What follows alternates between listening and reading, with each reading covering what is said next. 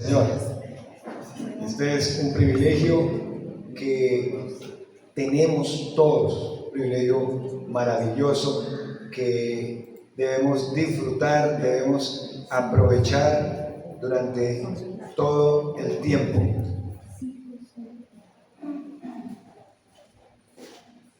Y siempre hay una situación debido a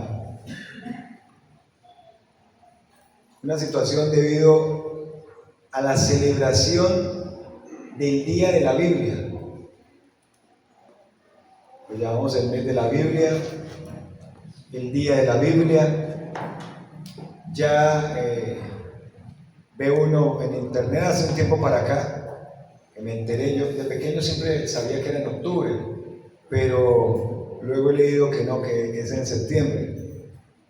Pero yo sigo con la misma idea de que es en octubre y se celebra especialmente lo que es el Día de la Biblia, donde recordamos aquel día 31 de octubre de 1517, donde Martín Lutero coloca allí sus 95 tesis en la puerta grande allá de esta iglesia en Wittenberg, en Alemania, y de ahí en adelante se ha celebrado.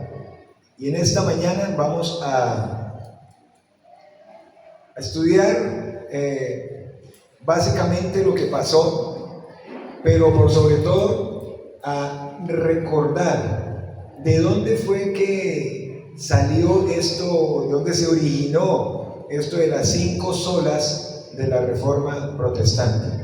Si existe, no estamos repitiéndolo cada rato, pero ustedes se van a dar cuenta que nuestra enseñanza bíblica parte de ese punto importante allí. Vemos un texto que nos gusta a todos, Romanos 1:17. A ver, vamos a buscar allí Romanos 1:17. Esto de cuántas veces lo ha leído usted, este texto. Romanos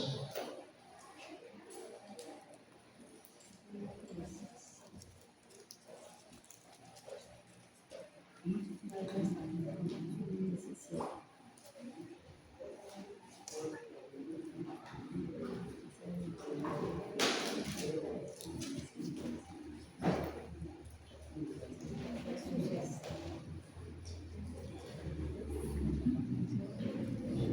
Tiene allí Romanos, y es un texto que impactó la vida de este hombre. Romanos 1:17. ¿Qué dice ese texto de Romanos 1:17? Usted lo ha memorizado varias veces, ¿cierto? A ver, alguien que lo diga duro. Porque en el Evangelio la justicia de Dios se revela por fe y para fe, como está escrito, ahí está, mas el justo por la fe vivirá. Y es un texto que ha sido escrito, aparece, claro, por supuesto, en otras versiones también. Dios habla hoy y dice, pues el Evangelio nos muestra de qué manera Dios nos hace justos. Es por fe, de principio a fin. Así lo dicen las Escrituras. El justo, por la fe, vivirá. La Nueva Traducción Viviente dice, esa buena noticia nos revela cómo Dios nos hace justos ante sus ojos, lo cual se logra del principio al fin por medio de la fe. Como dicen las Escrituras, es por medio de la fe que el justo tiene vida. La palabra de Dios para todos dice el mismo texto, la buena noticia acerca de Cristo revela el plan de Dios para traer justicia al mundo entero. Se está extendiendo de los que creen a los que van a creer, como está escrito, el aprobado por Dios por la fe vivirá. Y la traducción en lenguaje actual escribe este versículo de la siguiente manera: la buena noticia nos enseña que Dios acepta a los que creen en Jesús, como dice la Biblia. Aquellos a quienes Dios ha aceptado y confían en Él, vivirán para siempre. La Reforma Protestante, y fue un movimiento, este movimiento de la Reforma protestante comenzó con uno diría, una simple protesta de un hombre, de un monje llamado Martín Lutero. Y esa protesta que hizo este hombre, este monje, fue en contra de una serie de prácticas religiosas por parte, él siendo monje, por parte de la Iglesia Católica Romana. Ese movimiento culminó siendo un movimiento que no trastornó, como algunos escritores lo han querido llamar, obviamente que están en contra de la reforma, sino más bien transformó la Iglesia y transformó la sociedad de la época y de ese tiempo hasta el día de hoy. Ese es un movimiento que se ha denominado como la Reforma, por eso lo conocemos hoy día como la Reforma Protestante. Y ese movimiento se expandió después de ahí, durante los próximos 200 años. Cruzó barreras, cruzó el océano hasta que llegó a Norteamérica. Y partiendo de ahí vamos a mirar lo que son las 5 solas que resumen la teología que impulsó la Reforma. Y no es que era algo nuevo, esas 5 solas son tomadas de la verdad de la palabra de Dios, sino que la Iglesia Católica Romana lo había dejado a un lado. Lutero entonces clavó sus 95 tesis en la puerta de la Catedral de Wittenberg el 31 de octubre de 1517, y esa manera como él lo hizo, ese era el Facebook de la época. Si alguien quería colocar una noticia que tuviera que ver con la sociedad y el contorno de la época, entonces las puertas de las catedrales y universidades eran el sitio propicio. Claro, esto que coloca Martín Lutero allí en esta puerta era algo, uno diría, para intelectuales. No, la sociedad de la época estaba siendo marcada totalmente para mal respecto a haber dejado la palabra de Dios a un lado y haber colocado las tradiciones por encima de la palabra de Dios. ¿Cuál era la queja principal, o cuál es más bien la queja principal de esas 95 tesis? ¿Ustedes saben cuál era la queja principal de Martín Lutero? Pues la venta de indulgencias. Esa era la queja principal. Con la venta de indulgencias, pues fue un negociazo, diría uno, porque con ese dinero recaudado se pagó una buena parte de la construcción de la Basílica de San Pedro en aquella época. Y dio la casualidad que la Iglesia Católica de la época contaba con un hombre llamado Juan Tetzel, tipo que tenía una oratoria, pero que marcaba bastante, y decía: oh almas torpes, les decía a todos, ¿no sabéis que apenas coloquéis una moneda en esta urna, el alma de su familiar sale del purgatorio y va de una vez al cielo? ¿Pero qué era una indulgencia o qué es? Porque algunos de ustedes alcanzaron a escuchar la palabrita y ya no se utiliza hoy día, pero hace parte de la doctrina de la Iglesia Romana. Eso no es que lo han recogido todavía. ¿Qué era una indulgencia? Según la Iglesia Católica, es la remisión, escuchen, o el perdón de la culpa ante Dios de la pena temporal correspondiente a los pecados que han sido perdonados. O sea, ellos tienen en reserva tanta gracia y tanto perdón que le pueden vender a las personas para que sus pecados sean perdonados. En otras palabras, la Iglesia Romana decía que ella tenía poder también para perdonar los pecados cometidos por los fieles. ¿Y a quién no le gustaba eso? Y con solamente dar plata. Si una persona moría sin pagar su indulgencia, porque eso pasaba, entonces iba rumbo, ahí es donde juega para ellos muy importante eso, iba rumbo al purgatorio, donde usted y yo sabemos, por lo que la palabra de Dios dice, que el purgatorio no existe. Y en la Biblia no hay ninguna palabra, ninguna alusión a purgatorio. Pero si una persona moría sin pagar su indulgencia, iba al purgatorio, donde un familiar en vida podía pagar dinero a la iglesia romana para que declarara a esa persona libre del purgatorio y así pudiera salir rápido e ir a ¿dónde? Al cielo. ¿Fácil? Ya entiende usted por qué el católico, cuando le hablamos de Jesucristo como Salvador, porque tiene la opción de ¿qué? Del purgatorio. Y porque tiene la opción de que, aunque esté en el purgatorio, ¿quién queda aquí? Sus familiares. ¿Y qué van a hacer sus familiares? Eso. Oraciones. ¿Pagar qué? Pagar la multa para que lo Muy bien. Esta era la queja. Y era una queja lógica.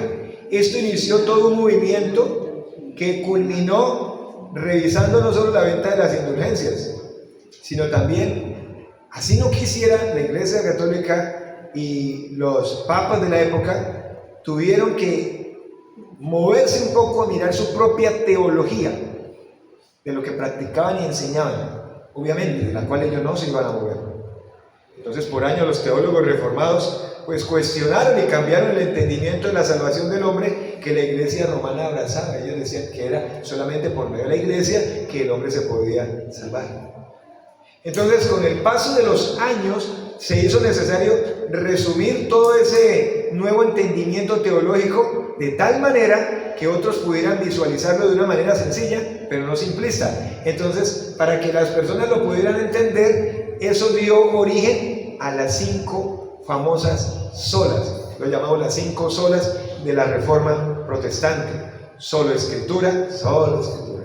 Solo Cristo, solo gracia, solo fe, solo de gloria, ¿cierto? Solo la gloria para el Señor. La palabra sola es clave, porque los católicos creen en las Sagradas Escrituras, pero ellos no creen en sola Escritura. Ellos creen en la Escritura, más los papas, más los cánones, más los decretos, más los artículos, más la tradición. Y muchas veces colocan por encima de la palabra de Dios la tradición que ellos promueven. Ellos creen en la gracia, pero ellos no creen en sola gracia, sino ellos creen en la gracia y las obras. Pero ya lo explicamos en Efesios y hasta varias veces lo hemos explicado, que las obras sí son importantes, pero no con efecto de que yo entre al cielo, sino como resultado de que ahora tengo la gracia en mi corazón. Qué diferente. Ellos creen en la fe, pero no en sola fe, en Cristo, porque ellos además tienen a María y los santos canonizados, y cada cierto tiempo canonizan. Y fuera que tuvieran una sola virgen. Y lo hacía falta. Y si no sirve una, sirve otra. Y si no una, y si ninguna sirve, tienen que los santos y los que canonizan. Entonces ellos creen fe, pero no en sola fe en Cristo, sino en fe más María, más los santos. Ellos creen en Cristo, no estamos diciendo que no, pero ellos no creen solamente en Cristo, sino en Cristo y en quién más, y en el Papa, que se llama el vicario. ¿Saben ustedes qué es un vicario? El que sustituye a otro. Entonces sustituye a Cristo en la tierra. Ellos creen en solo Deo Gloria, en solo la gloria a Dios, pero no solamente en solo la gloria a Dios, sino en la gloria de ¿quién? Del hombre.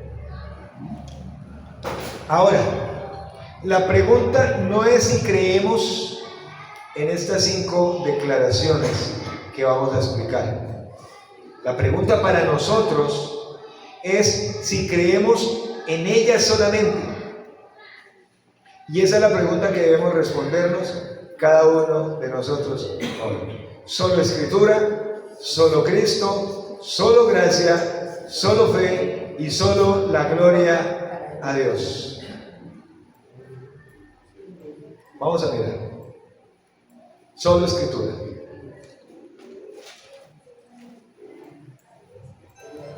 Quiere decir que la palabra de Dios es la máxima autoridad en materia de fe y práctica. Que la palabra, y lo acabamos de cantar, cuán dulces son a mis pies tus palabras, más que la miel en mi boca sedienta. De tus mandamientos he adquirido riqueza, al seguir tu ley siento tu presencia. Lámpara es a mis pies tu palabra, lumbrera a mi camino. Es la palabra de Dios. Toda la escritura es inspirada por Dios y es útil para enseñar, redarguir, corregir e instruir en justicia, a fin de que el hombre de Dios sea perfecto, enteramente preparado para toda buena obra. Tenemos la mejor antorcha encendida, que es la palabra de Dios, dice 2 de Pedro 1:19, dice, a la cual hacéis bien en prestar atención. Solo escritura es la máxima autoridad en materia de fe y práctica. No colocamos por encima nada más. Claro, usted dirá, alguien me dijo, pastor, pero yo lo he visto a usted con un diccionario, y yo lo he visto a usted con este libro y otro libro. Sí, claro, porque así como el que estudia matemáticas necesita libros de ¿qué? De matemáticas, de biología, el que estudia teología y es teólogo estudia, ¿qué libro necesita? La Biblia más libros de ¿qué? De teología. Pero estamos colocando por encima de la palabra esos libros. No, esos libros son apenas una guía, un direccionamiento, una instrucción, significado de palabras, lugares, cultura, cómo era la sociedad, cómo eran emocionalmente, cómo eran psicológicamente, para poder entender el texto y cuando se para el pastor a explicar, poderlo explicar un poco mejor.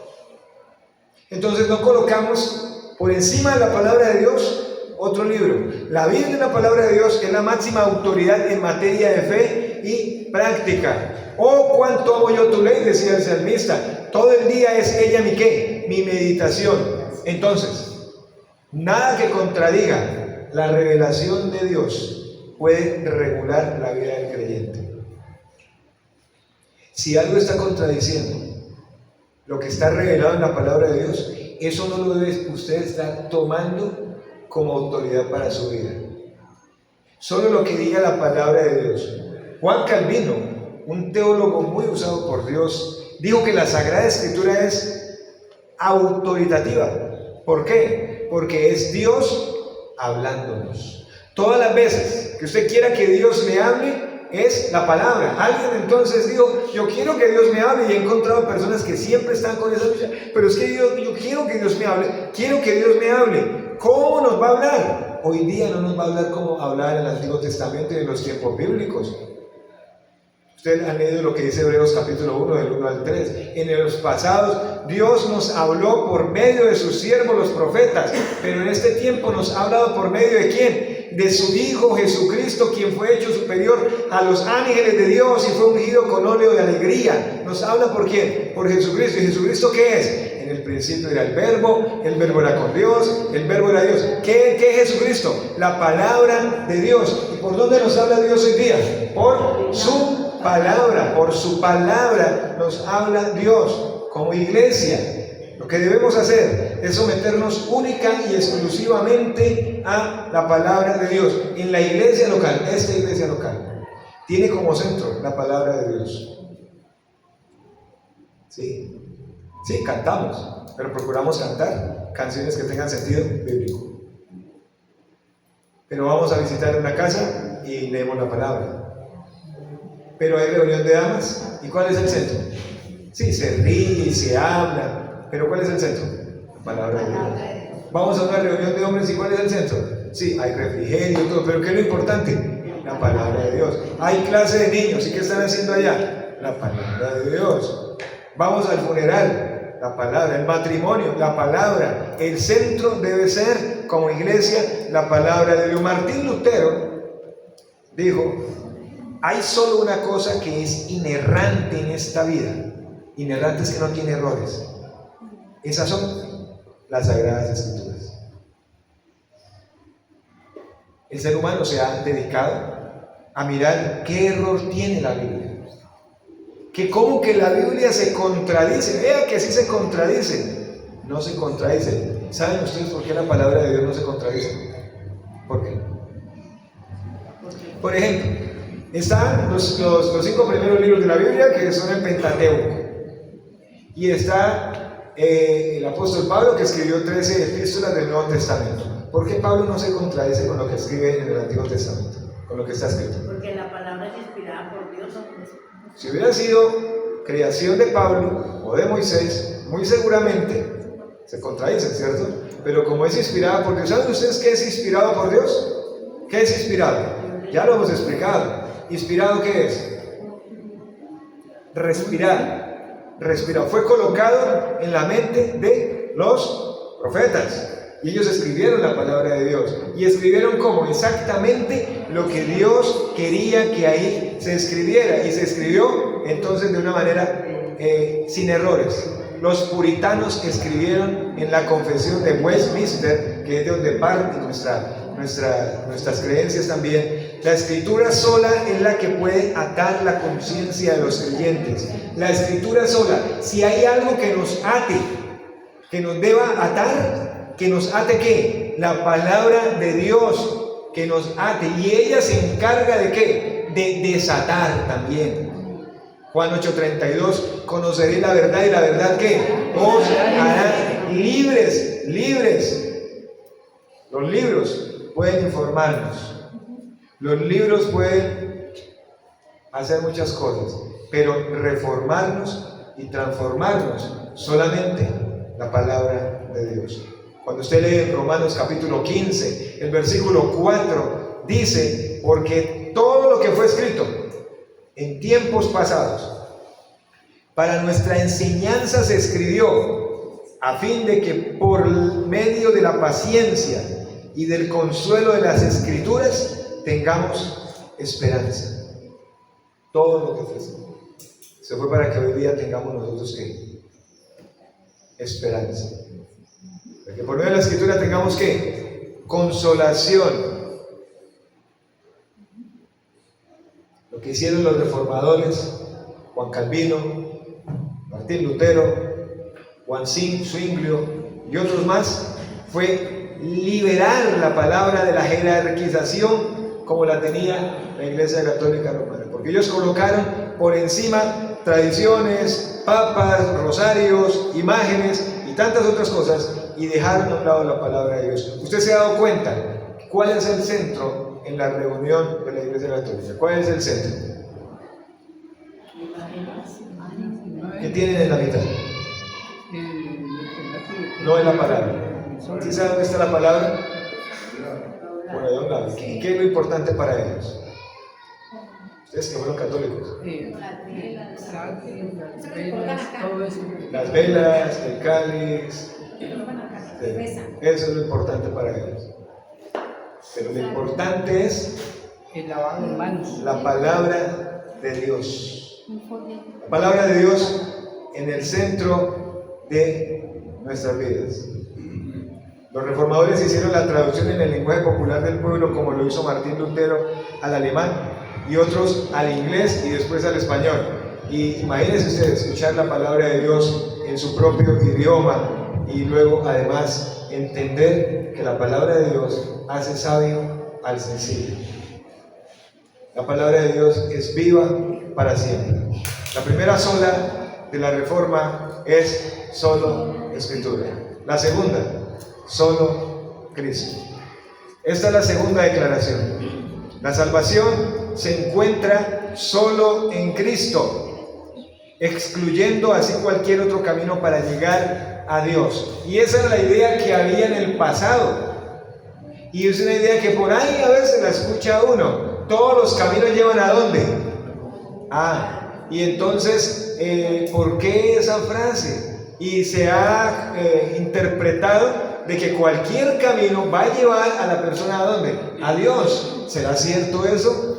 Varios dicen, pero pastor, usted lo llama a Dios, Jesús, Espíritu Santo. Tiene que respetar que este lo llama Alá, y este lo llama Buda, y este lo llama Confucio, y este lo llama así. Cada uno lo llama de una manera diferente, pero finalmente todos van a ir a llegar a Dios. ¿Será cierto eso? ¿Será verdad eso así, de esa manera? Cuando en el pasado, en tiempos pasados, decían que todos los caminos llevaban a Roma, era por lo que hacía el Imperio Romano.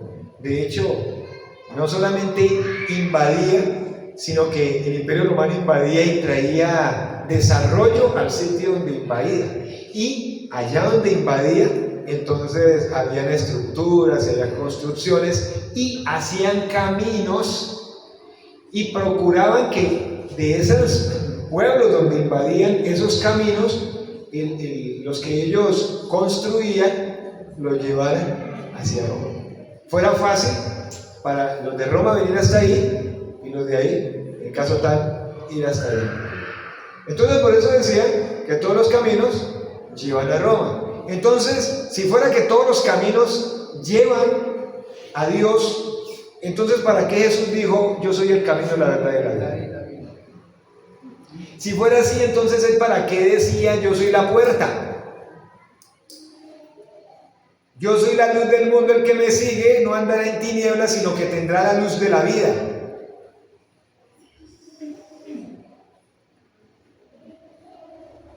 No hubiera dicho esto en Hechos 4:12, que dice, y en ningún otro hay salvación, porque no hay otro nombre bajo el cielo dado a los hombres en quien podamos ser salvos.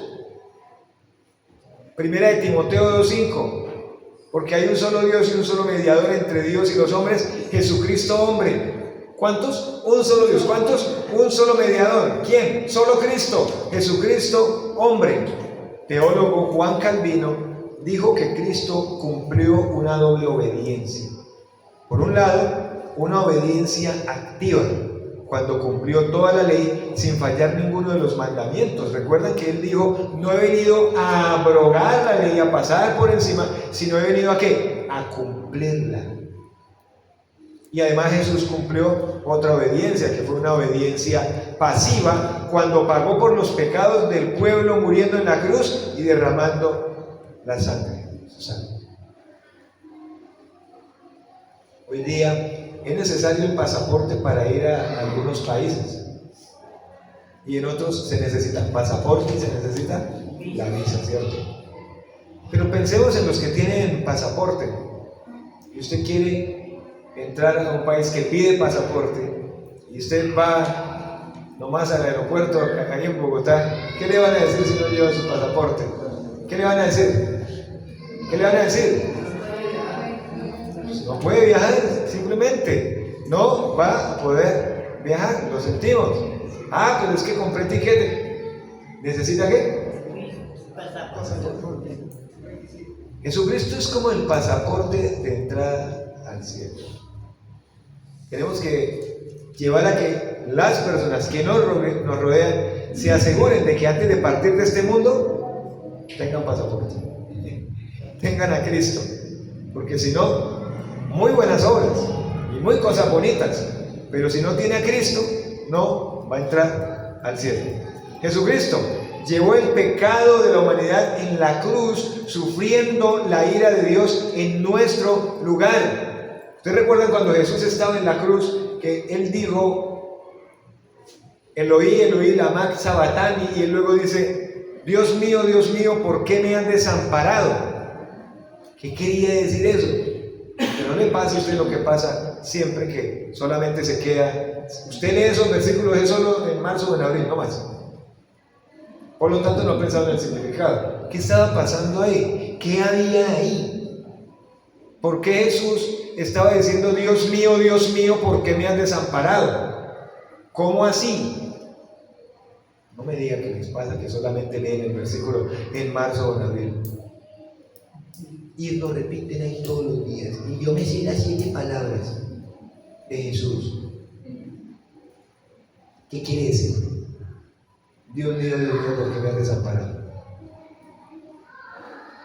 No quiere decir nada. En ese momento, ojo, hemos estudiado y en la clase de los que se conectaron el miércoles a las 8:30 o 8:45 de la mañana, dijimos que Jesucristo era 100% Dios aquí en la tierra y 100% ¿qué? Hombre. Ah, ya. Entonces cuando Jesús estaba en la cruz, ¿estaba como 100% hombre o como 100% Dios? ¿Saben cómo las definiciones están como dividida, no, casi todos escuché que dijeron hombre, estaba como 100% hombre. Porque ¿cómo hablaba él? Primera, Padre, perdónalos porque no saben lo que hacen. No era Dios hablándose a sí mismo, no. En su condición de hombre, Padre, perdónalos porque no saben lo que hacen. ¿Pero por qué estaba en su condición de hombre?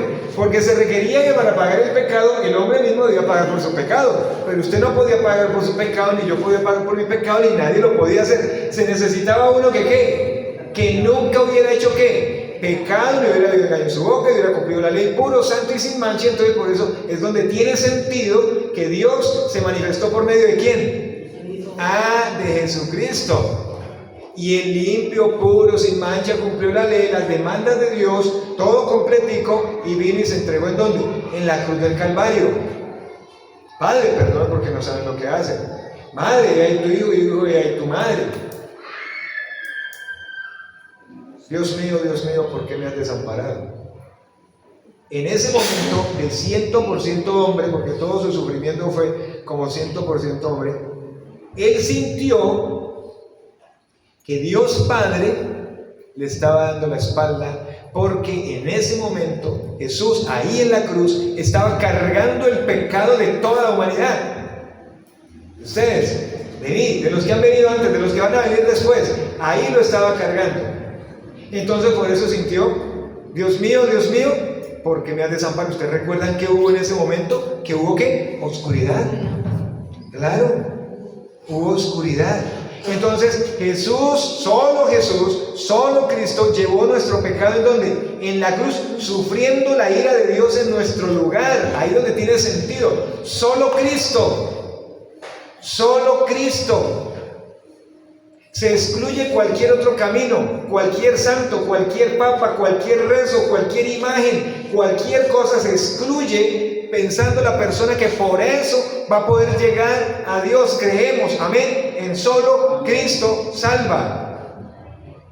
Llevó nuestro pecado allá en la cruz, sufrió la ira. ¿Cuál ira? La ira de Dios.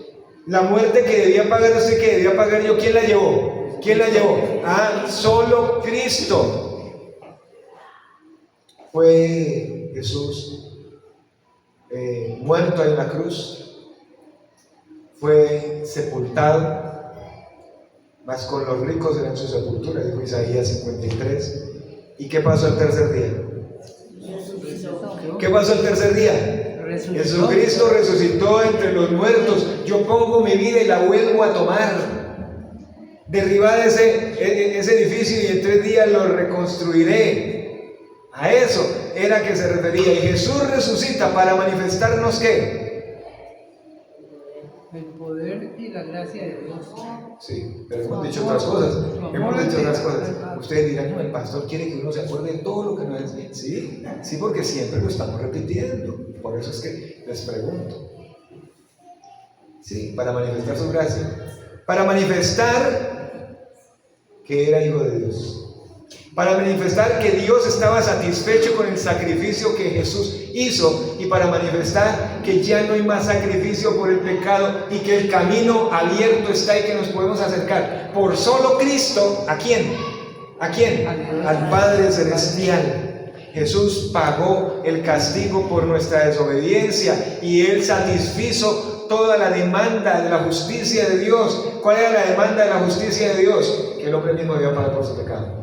2 Corintios 5:21, al que no conoció pecado, por nosotros lo hizo pecado, para que nosotros fuésemos hechos justicia de Dios en él. ¿Para qué? Para que la justicia de Dios se cumpliera.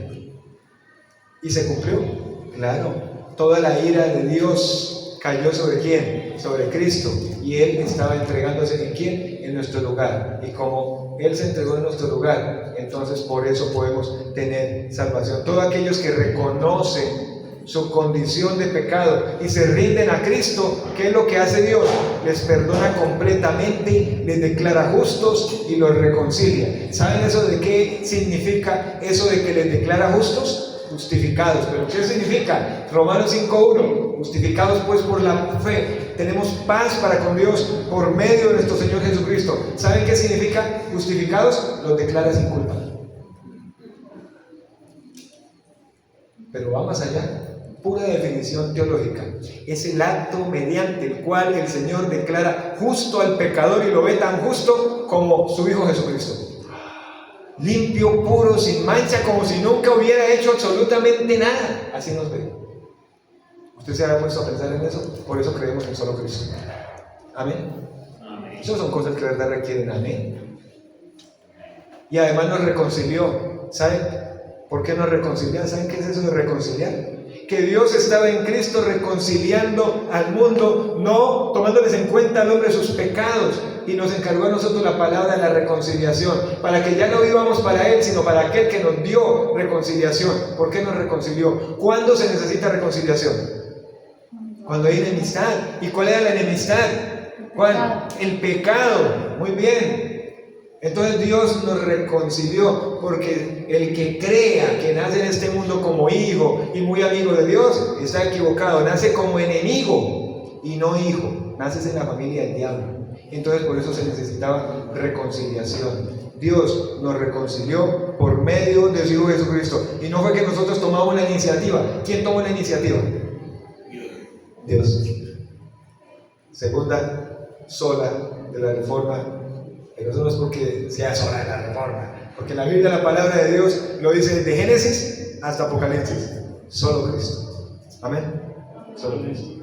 Jesús dijo en Juan 14:6: yo soy el camino, la verdad y la vida. Nadie viene al Padre sino por mí. ¿Quién salva? ¿Quién sana? ¿Quién santifica? ¿Quién viene pronto? Solo Cristo, no María, no Buda, no los santos, no el Papa, Hare Krishna, Buda, Siddhartha Gautama, el que usted quiera. No salva. No resucitaron. Confucio se murió y alguien ha dicho que resucitó. ¿Y Buda? Tampoco. ¿Y Mahoma? Y uno de ellos escribe: busquen el camino porque yo no lo encontré. Pero la gente no habla de eso. Busquen el camino porque yo ni siquiera lo encontré. Vamos a la tercera.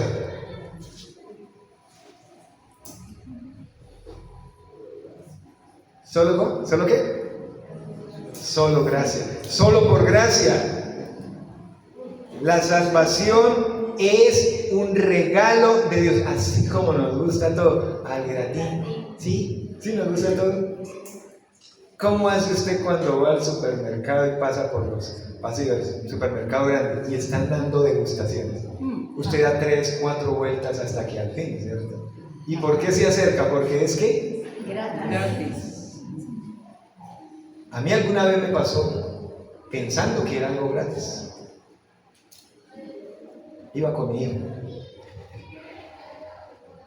y se subió alguien al bus viniendo de Bogotá acá.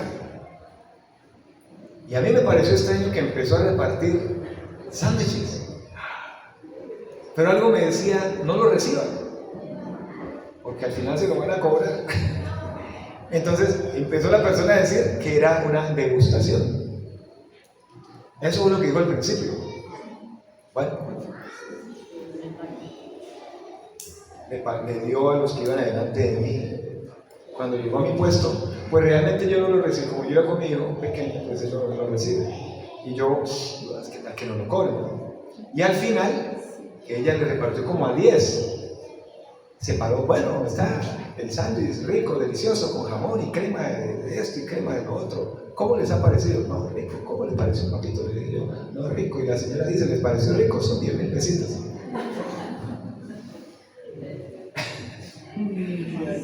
Solamente una persona le refuta y le dice: no, es que usted dijo que era una degustación. Claro, a mí me parecía muy extraño una degustación, un sándwich completo. Pero solo uno refuta, y aunque nosotros se pusieron bravos, cada uno tuvo que sacar 10,000 pesos. Ah, yo también.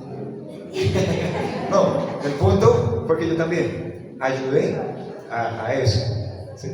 Hermanos, cuando algo es gratis, es gratis. Escucha uno creyentes, llamados creyentes, que dicen: es que yo tengo que pagar por mi salvación. ¿A quién le va a pagar por su salvación? ¿Qué puede pagar un creyente por su salvación? Dígame. Y aquí cantamos un himno, lo vamos a volver a cantar. ¿Con qué pagaremos amor tan inmenso? No hay precio, no hay precio. ¿Puedo pagar? ¿Mi prójimo, mi hermano puede dar por mi rescate algo, dice la Biblia? No. ¿Yo puedo dar algo por mi propio rescate del pecado? Tampoco. Pero uno escucha a personas diciendo, tengo que pagar. Otro, tengo que cuidar. Oye, cuidar. ¿Y usted cómo cuida su salvación? ¿Dónde le dice la Biblia que tiene que cuidar su salvación? Sí, ahorita más de uno me va a buscar algún versículo y me lo dice. Pero me lo dice al final. Porque no hay ningún versículo que esté hablando en la dirección de que una salvación que ha sido por gracia, que yo no hice nada, que me la dio por gracia, que le costó la vida a Cristo, yo pueda cuidar algo que le costó a Cristo. Si Él me está diciendo que Él me ha salvado, ¿por qué? Por gracia. Favor inmerecido para pecadores que merecemos el infierno. Por tanto, la salvación, la gracia es algo que el pecador recibe de forma inmerecida, basada no en mis méritos, sino en los méritos ¿de quién? De Cristo. Y esos méritos se alcanzaron durante su vida, su muerte y su resurrección. La gracia de Dios es Dios dando a los pecadores que merecemos el infierno gracia salvadora para ir al cielo. La gracia de Dios es el favor de Dios que se activa en la persona de Jesucristo, otorgando el más grande de los regalos a todo aquel que merece el castigo. O sea que el Señor nos salva ¿por qué? Por gracia. Pero todavía más de uno sigue pensando que es salvo por todo lo que hace. Ay, entonces no tengo que hacer nada. Y entonces ir a culto. Y entonces el bautismo. Y entonces ofrendar. Y entonces, sí, claro que entonces hay que hacerlo. Pero ¿dónde dice la Biblia que por hacer eso es que entra al cielo? No, eso dirá culto, diezmar, bautizarse, estudio bíblico, evangelizar, dar frutos, bueno, renovar su mente, quitar el pecado de su vida. Esos son el resultado, las consecuencias de que ahora tengo a Cristo en mi corazón. Entonces, ¿cómo lo manifiesto? Dando fruto, evangelizando, vengo a culto, estoy en el estudio, le comparto a otro, renuevo mi vida. Eso es. Pero que fui salvo por gracia. Fui salvo por gracia. Efesios 2, 8 y 9. Espero que todos lo busquen. Efesios 2, 8 y 9. ¿Alguien lo colocó aquí en los versículos?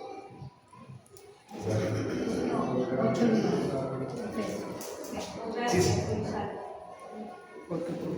Porque por gracia ustedes han sido salvados por medio de la fe. Y esto no procede de ustedes, sino que es que no por qué, para que nadie que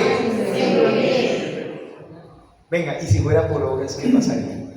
Más bien, ¿qué hubiera pasado? Si fuera por obras, ¿cuántas obras son las que tengo que hacer? Porque la Iglesia Católica cree en Cristo más obras, en gracia más obras, perdón. ¿Cuántas obras? Además que usted que fue católico sabe que las tiene clasificadas. ¿Obras de qué? Caridad, de misericordia. Pero nunca nada es suficiente, porque no sabe qué cantidad de obras necesita para decir ya es suficiente. Nunca nada es suficiente. Por eso siempre está pensando en qué más puedo hacer. Ni siquiera el que tiene una obra de beneficencia puede decir ya hice las suficientes. Solamente tiene un cálculo y dice yo he dado tanto y ella ha ayudado tanto, lo más seguro es que tengo mi entrada fácil al cielo. No, si fuera por obras. Ahora, si fuera por obras, ¿cuál es la que me serviría entonces? De todas, porque debe haber una que sirva. No, ninguna. Nunca nada es suficiente. Y eso se llama, ¿cómo? Escúchenlo bien, religiosidad. ¿Qué es religiosidad o qué es religión? Religión es el esfuerzo del ser humano por alcanzar de alguna manera a entrar al cielo o alcanzar a Dios. Eso es religión. En cambio, Dios me ofrece por medio de Cristo ¿qué? Salvación y luego una relación real, personal e íntima. Es lo que Dios hizo en Cristo para salvarme. ¿Sí o que es al revés? Y me ofrece una relación. Nosotros creemos en solo gracia. Jonathan Edwards, un pastor y teólogo que fue muy usado por Dios, en una ocasión dijo lo siguiente: solo un Dios infinito puede satisfacer a un Dios infinito. Solo el medio. No más.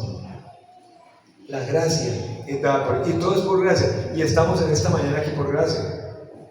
Y nos sana por gracia. Y si no nos sana, nos recupera y nos ayuda a sobrellevar la situación por gracia. Y si nos provee es por gracia, si no nos provee también es por gracia. Si tenemos mucho es por gracia, si no tenemos nada, si tenemos medio, es por gracia. Si tuve un accidente, pero estoy vivo, ¿cierto? Entonces, por gracia. Y tuve gripa, pero por gracia, aquí estoy. Y no me han entregado los medicamentos, pero es por gracia. Todo es por gracia y por misericordia. Mientras que gracia es un favor inmerecido, la misericordia es cuando Dios nos da lo que no nos merecemos. Pero todo el tiempo estamos pensando ¿qué merecemos? Todo el tiempo. Vamos a la cuarta. Cuarta sola. Solo por fe. Solo fe. La salvación solo puede ser recibida cuando ponemos nuestra fe en aquel que murió por nosotros, Jesús, excluyendo la posibilidad de que nuestras obras contribuyan. Ninguna obra nuestra contribuye. No va a contribuir. Es que a mí me gusta dar de comer al hambriento. Sígale dando de comer al hambriento, porque esa es la muestra de que usted tiene a Cristo. Es que me gusta dar de beber, sígalo haciendo. Es que yo llevo un mercado, sígalo llevando.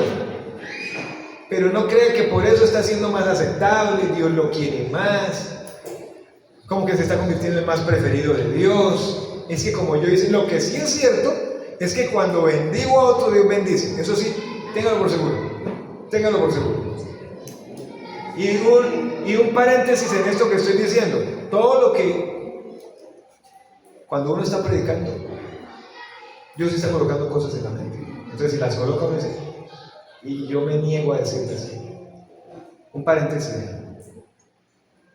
Cuando hablo de que llevo a otra parte, escucha uno, estoy en el mismo paréntesis, al que dice, fue que yo en lugar de dar mi ofrenda diezmo al Señor, compré un mercado y lo llevé por allá, porque usted me enseñó. No, lleve su mercado allá, pero una cosa es el mercado allá donde lo está llevando y que Dios le va a bendecir a usted, y otra cosa es que usted destine sus ofrendas, sus diezmos para hacer eso. Son dos cosas que totalmente diferentes. Cierro paréntesis. Estamos diciendo que la fe excluye toda obra que yo pueda hacer. Ninguna obra. Y actualmente ninguna obra. Esto de que usted venga al culto, reciba el estudio, venga al discipulado, vamos a velar, vamos a evangelizar, vamos a esto, es el resultado de que tenemos aquí a Cristo en el corazón, para crecer, para fortalecer mi relación con Él cada día. Romanos 3:28, ¿qué dice? Así, concluimos que el hombre está justificado por la fe, aparte de las obras de la ley. Y cuando Pablo escribió aparte de las obras de la ley, sí, aparte de los mandamientos. Y hoy día, aparte de las obras de la ley, es aparte de cualquier obra que yo me imagine o me pueda imaginar. No hay nada que el ser humano pueda hacer para salvarse del infierno.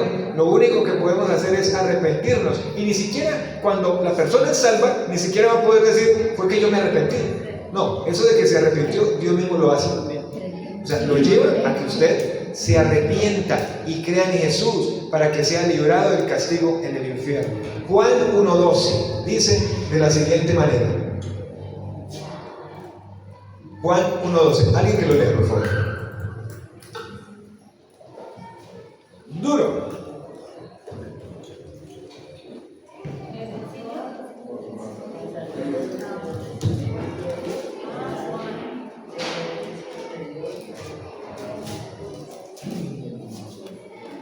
Evangelio de Juan, capítulo 1, el versículo 12. Mas a todos los que le recibieron, a los que creen en su nombre, les dio potestad de ser hechos hijos de Dios. La única manera para convertirme en hijo de Dios, o para que una persona se convierta en hijo de Dios, ¿cuál es? Hay dos cosas ahí, ¿cierto? Recibir y creer. Ya. Y ese de creer es que solo fe. Solo fe. Aparte de las obras, de cualquier obra que el ser humano pueda Y hacer. el don de la fe y la coloca Dios en el corazón. O sea, todo lo hace Dios. Todo lo hace Dios, que no tenemos absolutamente nada. Y más adelante, que Dios nos permita, vamos a estudiar las doctrinas de la gracia. 5 doctrinas importantes, y en una de ellas vamos a ver precisamente por qué ni siquiera la fe depende de nosotros. ¿Saben por qué? Una de las doctrinas de la fe habla la depravación del hombre, que el pecado y el engaño y la perversidad en el ser humano es terrible. No puede ser que sale algo como fe para colocar, ¿fue que fue mi fe? No, no es su fe, es que Cristo le convence para que crea. Vamos con la última sola. Sola y veo gloria, solo la gloria a Dios. El propósito de la salvación que recibimos es glorificar a Dios, poner de manifiesto las excelencias o virtudes del carácter del Señor que hemos recibido. Efesios 2:10 dice: porque somos hechura suya, creados en Cristo Jesús para buenas obras, las cuales Dios preparó de antemano para que anduviésemos en ellas. Efesios 2:10. Esas obras que hacíamos antes eran detestables delante del Señor. ¿Sabe cómo compara la Biblia esas obras que hacíamos antes de recibir a Cristo? Se han puesto ustedes a pensar. Isaías 64:6 dice: si bien todos nosotros somos como suciedad, y toda nuestra justicia es como trapos de inmundicia, y caímos todos como la hoja, y nuestras maldades nos llevaron como viento. La manera como Dios compara las obras que hacíamos antes de recibir a Cristo eran como trapos de inmundicia. Y un trapo de inmundicia era igual a una toalla higiénica en este tiempo, pero no limpia, no, usada. Si bien todos somos como suciedad, y toda nuestra justicia es como trapo de inmundicia. Las obras que hacíamos antes eran detestables delante de Dios. Pero ahora que hemos recibido a Cristo, que Él nos ha salvado, estamos haciendo. ¿Cuáles obras hacemos ahora? ¿Cuáles obras? ¿Qué dice Efesios 2:10? ¿Cuáles obras hacemos? Las cuales que Dios preparó de antemano para que anduviésemos en ellas. ¿Dónde las preparó? ¿Dónde las preparó? ¿Dónde las preparó? En la Biblia, la palabra de Dios. Por eso es necesario conocer esas obras que fueron preparadas de antemano para que nosotros andemos en ellas. No tenemos que inventar. Es que, pero entonces, ¿qué hago? No son suficientes de Génesis, Apocalipsis. Ahí está. Efesios capítulo 1, versículo 4 al 6, que ya predicamos, dice que Dios nos escogió en Cristo antes de la fundación del mundo, para que fuésemos santos y sin mancha delante de Él, en amor, habiéndonos predestinado para adoptarnos como hijos suyos mediante Jesucristo, conforme a la buena intención de su voluntad. Ahí está, sol y deo gloria, para alabanza de la gloria de su gracia, que gratuitamente ha impartido sobre nosotros en Cristo. Amados hermanos, estas 5 frases representan el corazón de la teología reformada, pero más que eso, resumen verdades que no las vamos a negociar nunca. Resume verdades no negociables del Evangelio de nuestro Señor y Salvador Jesucristo. Nunca vamos a negociar solo Escritura, nunca vamos a negociar solo gracia, ni solo fe, ni solo Cristo, ni solo la gloria a Dios. No lo vamos a negociar. O más bien, el corazón de la reforma está resumido en esas 5 frases que hemos mencionado. Y debido a todo este movimiento que inició Martín Lutero, dio origen entonces a estas 5 zonas. Es importante, amados, que todo lo que no menciona la Biblia o no enseña, con el tiempo lo olvidamos. Por eso es que es necesario, 1, repetir qué es lo que creemos, afianzar qué es lo que creemos, como ocurrió a finales del siglo XIX. Es que esto no era nuevo, esto ya estaba en la palabra, y lo que hicieron los reformadores fue libertar y darle trascendencia que debía dar a la palabra de Dios.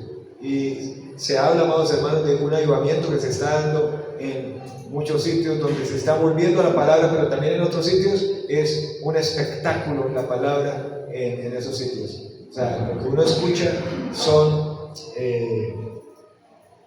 una mezcla de creencias o sincretismo y unas prácticas totalmente contrarias a la palabra de Dios. La Biblia nos llama a que nosotros como creyentes abracemos estos principios y que los proclamemos y que no solamente los recordemos en octubre, sino que los recordemos cada día de nuestra vida. La iglesia primitiva, hermanos, no utilizaba esta terminología para hablar de sus creencias, pero cada una de las verdades que hemos visto estaban arraigadas o están arraigadas en todo lo que dice el Nuevo Testamento. A lo largo de la historia ustedes pueden estudiar aparte que la iglesia ha tenido que elaborar credos, declaraciones de fe y frases como estas fundamentales para que no sea olvidado lo que está en la palabra de Dios, para como que esté fijado. Está en la palabra, pero lo creemos de esta manera. Confesiones como la de Westminster, la Confesión Bautista de Londres de 1689, que es por la que obviamente marcamos nuestra declaración, y algunas otras confesiones nos ayudan a mantenernos centrados en la fe bíblica. Y algo importante, cuando hablo de confesiones, eso no son revelación de Dios, lo que muchos piensan, sino son verdades que se han sacado en un documento para que entendamos como iglesia exactamente qué es lo que creemos. Creemos de Dios esto, de Jesús esto, del Espíritu Santo esto, hacemos esto, lo hacemos por esta manera, lo vivimos de esa manera, vamos hacia tal parte. Eso es lo que hacen las confesiones, dar un direccionamiento. ¿Nosotros por cuál nos guiamos? Pues por la confesión de Westminster y la confesión de Londres de 1689, que es la que más se asemeja a la verdad de la palabra de Dios. ¿Qué podemos decir en conclusión? Que muchas iglesias el día de hoy se han olvidado de enseñar este tema de las 5 solas. ¿Y qué ha pasado como resultado? ¿Qué ha habido como resultado? Pues se han desviado de la verdad de la palabra de Dios. Se han olvidado de sus raíces. Como creyente, como pastor, siempre he tenido claro que verdades como estas no las debemos dejar olvidar. Esto que hicimos aquí, de colocar estos versículos, tuvo un propósito. Es para que usted se dé cuenta que usted no solamente se sabe un versículo, usted se sabe mucho. No sé si tuvo que luchar, ¿cuál escribo? Que es que me sé me sé este otro. ¿Sí? ¿Sabe usted cuántos versículos tiene la Biblia? ¿Cuántos versículos? Acá les tengo el dato rápido. ¿Sí saben cuántos versículos tiene la Biblia?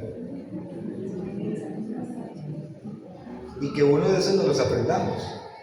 Por aquí teníamos escrito 31.102 versículos. ¿Qué les parece, no? El Antiguo Testamento tiene 23.145 versículos, o sea que todavía hay versículos para aprender.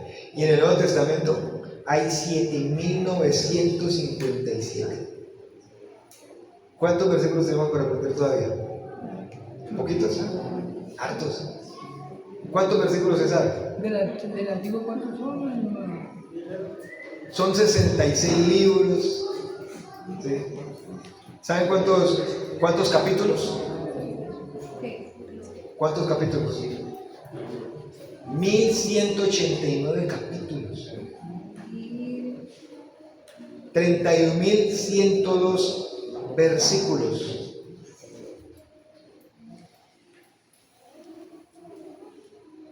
¿Cuántos se sabe usted? No me diga que, bueno, por lo menos de los 31.102 me sé 2, todavía me faltan 31.100.